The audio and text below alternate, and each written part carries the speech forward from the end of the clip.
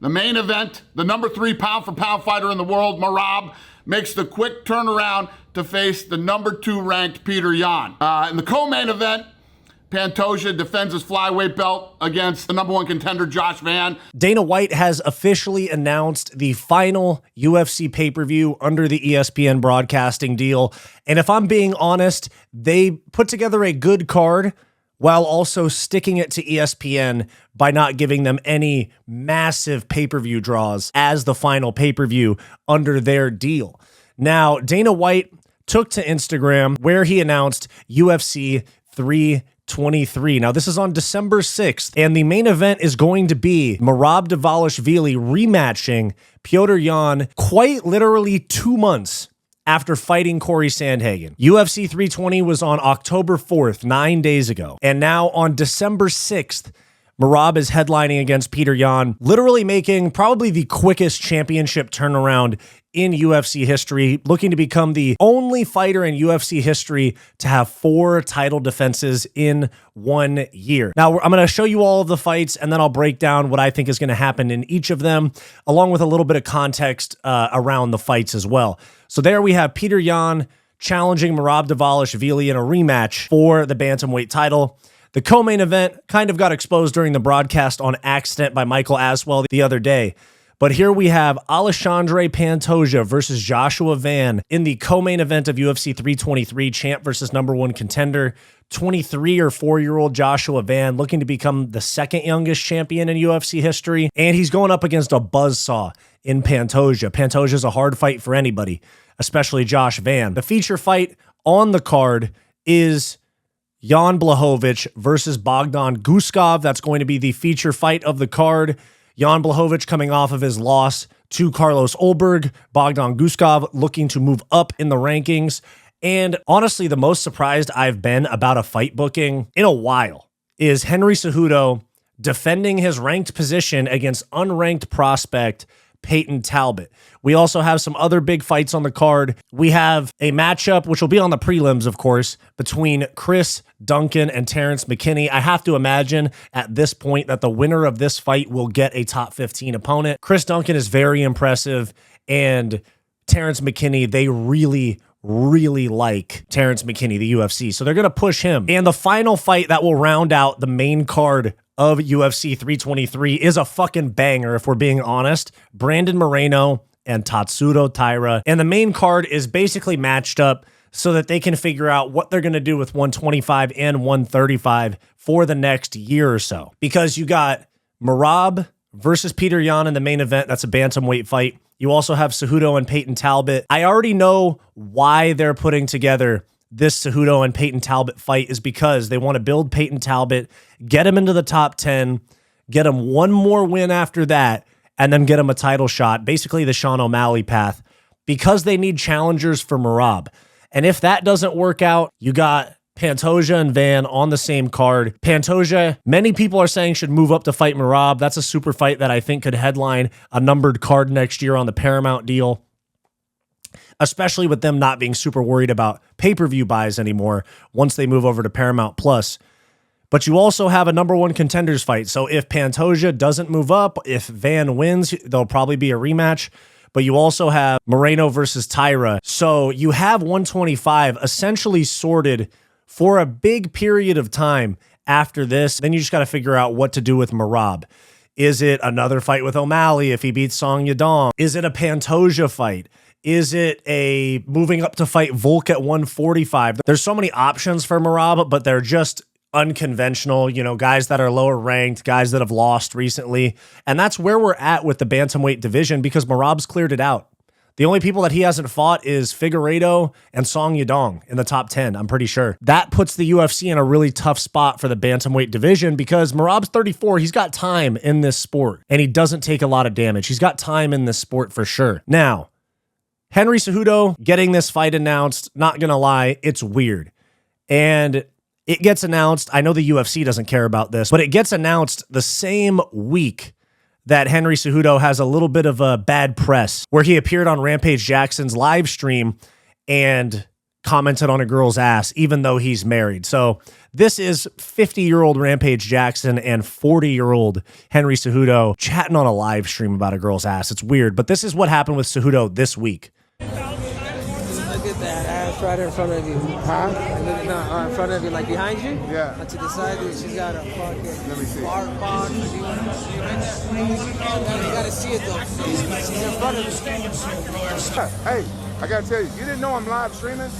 No. What the fuck, man? This is some of the most unk shit ever. A couple of 40, 50-year-old dudes live streaming, not realizing that they're recording, or one of them not realizing that they're live before they out themselves. I mean, this is like watching my parents try to figure out FaceTime or something like that. Why? We live. What happened? I'm so excited to read. I thought you knew. We've been live the whole time. Really?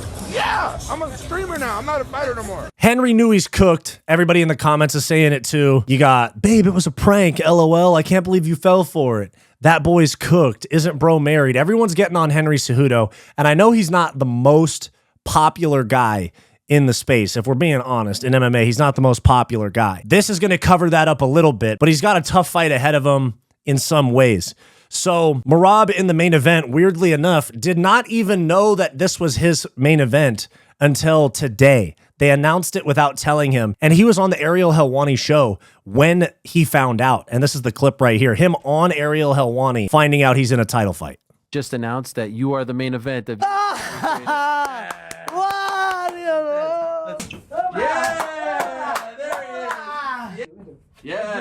Yes, look at this guy. The pride of Georgia. The pride of Tbilisi. UFC 323. T-Mobile Arena. Main event. Did you not know this? Well, I have no idea, I promise, because I What do you know. mean? They don't tell you this beforehand? No, they never guarantee you, you know? So you really didn't know? No, this one, I don't know this news. So it's a pretty wild inside look at how some of these fights come together. And we've heard rumblings of this in the past where the UFC will announce fights that aren't signed, announce fights that aren't agreed to yet. And that's because they want to have all the cards. They want to control everything. So they can't let Merab go and say, I'm fighting at UFC 323. And then they go a different direction. The UFC wants to own the promotion and the announcements. I mean, that's literally why Ariel Helwani got banned from UFC events for so long, is because he leaked the Brock Lesnar return at UFC 200. And it's just kind of weird that they want to control the narrative so hard when this is how they announce fights, of Dana just looking annoyed and bored while he's announcing some of the biggest fights possible. UFC 323 from T-Mobile Arena on December 6th. The main event, the number 3 pound-for-pound fighter in the world, Merab.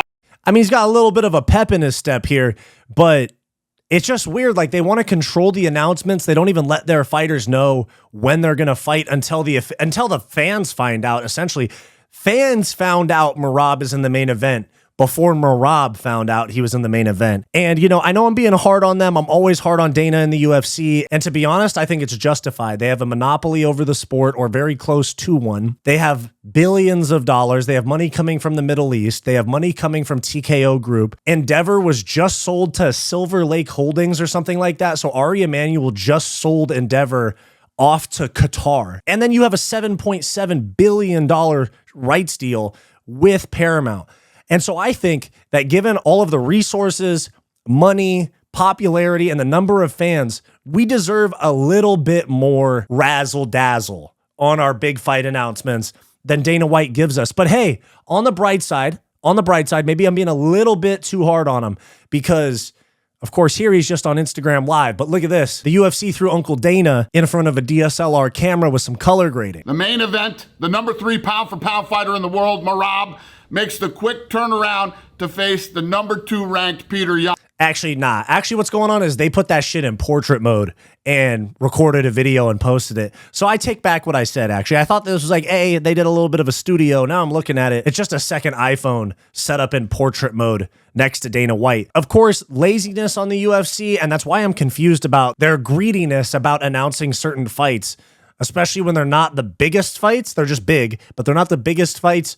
And when this is the effort that they're putting into the promotion, I mean, for fuck's sake, from $1 billion company, $7 billion, they're probably worth $20 billion right now. A little bit of a bitch and moan from me about the promotion, but Merab is a star, but they don't promote him right. They go, yeah, we'll just throw that shit out on social media. Yeah, we'll let him go on Ariel Helwani and find out live. Maybe I'm being too hard on the UFC, but I really don't think so. Now, when we talk about these actual fights themselves, the breakdown and prediction for these, early breakdown and prediction, we have Merab versus Petr Yan. Quick break. If you're loving this video and you want more from Fight Society, click that join button down below to become a channel member today, where you'll get access to members-only live streams, behind-the-scenes vlogs, and all the unfiltered stuff that we don't post to the main channel. Back to the video. I don't think this fight's going to go any different than the first one. There is a small caveat to maybe the fact that Merab is a little bit worn out, taxed, not having enough time to recover. When you're fighting 2 months apart, you're not recovering. You're literally just going straight into another training camp, which could be a problem.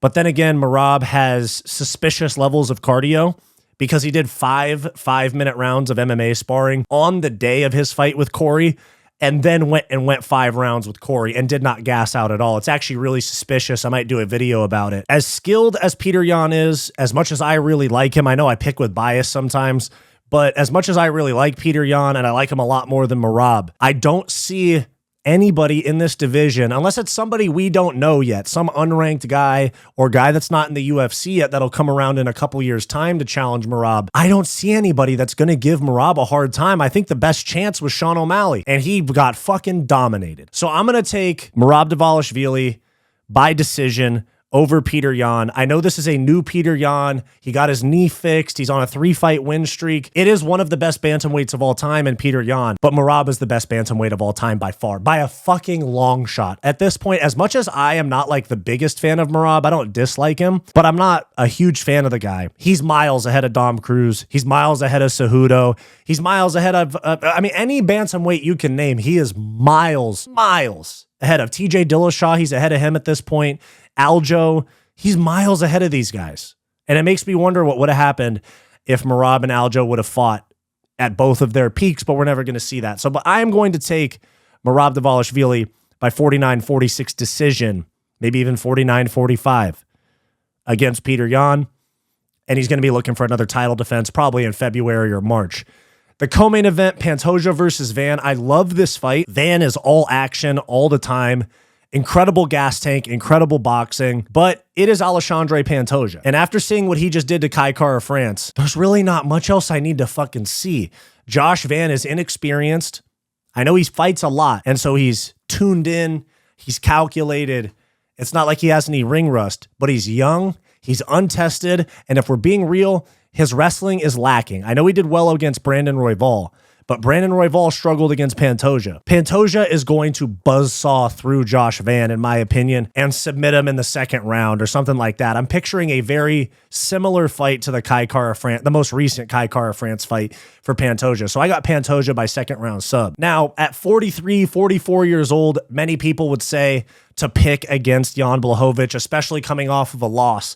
But I thought he beat Carlos Ulberg, and it was a very close fight, but I thought he beat Carlos Ulberg, and now he's fighting a young guy who hasn't had the same type of tests as Jan has.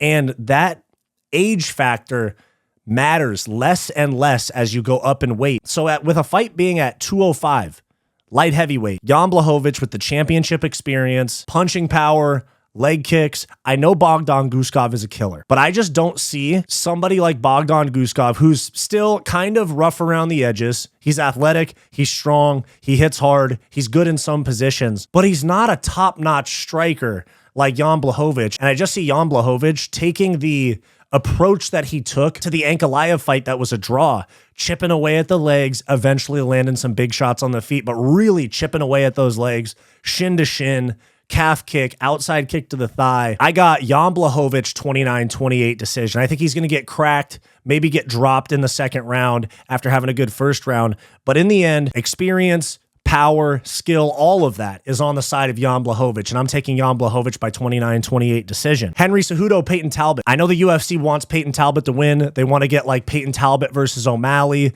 They want to get Peyton Talbott in there for the belt against Merab. They really like Peyton Talbott. He has ties to Frank Ocean, a famous singer. Many people speculate that Peyton Talbott and Frank Ocean are dating because he was naked jumping into a pool in like a vlog with Frank Ocean or something like that. And I know they want to push him, But when you look at this, it's Henry Cejudo. I know he's going to get cooked by a Merab, Song Yadong, who, I know he quit and got poked in the eye. I was actually at that fight in Seattle. I know he quit against Song Yadong. I know he got manhandled by Merab. He gave Aljo a tough fight, but Peyton Talbott got dominated by Hayani Barcelos, who is 40 years old and not even half the fighter, not even half the wrestler either, that Henry Cejudo is. Henry Cejudo is going to dominate this fight. And unless he gets chinned early by Peyton Talbott, Henry Cejudo is going to fucking dominate this fight. I see a world where Henry Cejudo tries to do his kickboxing, jab cross and calf kick. But if I'm Henry Cejudo's coach, I'm telling him in training camp, I'm telling him the night of the fight, fuck your striking, your boxing sucks, your low kicks suck, you are not TJ Dillashaw. Shoot a motherfucking takedown on this guy that couldn't even get up against Hayani Barcelos. Get in there, win a 30-27 decision, and call for some random big matchup. Call for Sandhagen. Call for the loser of Merab and Petr Yan. There's some big fights. Call for the O'Malley fight. That's a fight I like to see too. But Peyton Talbott's going to get manhandled in this fight, and that's why I got Cejudo by 30-27, 30-26 even decision. I do not think this is going to be a close fight, and I'm not a big fan of Henry Cejudo. I don't think he's big enough for the 135 division, but he's going to cook Peyton Talbott, in my opinion. And then moving on to the main card opener, Brandon Moreno versus Tatsuro Taira. You got the elite boxing of Brandon Moreno and the elite grappling of Tatsuro Taira. They are both very, very, very good at their respective games. However, Moreno is a tremendous grappler. Great wrestler, amazing scrambles, really good jiu-jitsu. He submitted Figueiredo to become champion. Tatsuro Taira is just good at his jiu-jitsu and grappling. He is pretty iffy. It's rough around the edges on the feet, if we're being honest. And while this is a fun matchup, this is another thing where the experience, championship experience, and skill level difference is going to make a massive difference. I could see Taira coming out really aggressively and snagging the first round. Maybe he takes Moreno's back and runs out the clock, wins the first round. But Moreno's going to get this decision. I think it's going to be 29-28, where Taira gets the first round, Moreno gets rounds 2 and 3. And it's going to be one of those things where Van loses in the co-main event, Taira loses on the main card. And it sucks for them in the moment because they lost in their big opportunities. But Van and Taira are both young, like younger than 25, I think. So they're the future of the flyweight division. Pantoja won't be around for a crazy amount of time longer. Brandon Moreno's not going to be around that much longer. Van and Taira are the future of this division, but that future is not going to start at UFC 323 because Moreno's going to beat Taira, in my opinion, and Van is going to lose to Pantoja. So there we have the UFC 323 announcement. I'm slightly surprised that Volkanovski and Lerone Murphy did not get added to this card. But when they saw that Merab was willing to fight that quickly, I think they said, pause, Volk. We're going to move you to January or February, because it looks like the UFC is going to be going back to Australia in February. So what I think is going to happen is Jack Della Maddalena will not turn around in 2.5 months from Madison Square Garden to Australia from November to February if he beats Islam Makhachev next month. But they do have Volkanovski versus Lerone Murphy, or Volkanovski versus Movsar, or Volk versus fill in the blank, somebody in Australia in February. I think this just works out perfect, where Merab is getting treated well because he's a company guy. He's a company guy, fights a lot, puts on good performances, even if they're a little bit boring. He comes out to fight every time. He keeps the action going to a certain degree. I don't necessarily love a body lock while you knee somebody in the thigh from the back up against the fence. That shit sucks to me. You guys can say I'm a Merab hater all you want. That style fucking sucks for me. This company man Merab is letting them save a big star in Volkanovski for the Paramount deal. So this is going to close out the UFC ESPN deal. Dvalishvili versus Yan 2, Pantoja versus Van, Blachowicz versus Guskov, Cejudo versus Talbott, and of course, Moreno versus Taira. Great fights. And then I'm pretty certain that the start of the ESPN deal is going to be Ilya versus Gaethje in Los Angeles in January, and then Volk versus Lerone Murphy or Movsar in February in Australia. So that's my thoughts, guys. Let me know what you guys think about UFC 323 and the final and the end of the ESPN era for the UFC. Let me know your thoughts down below. I'm Wyatt. This is Fight Society. Do you want more from Fight Society? Like and subscribe below this video, and click the join button to become a channel member today to get access to behind the scenes vlogs and members only live streams.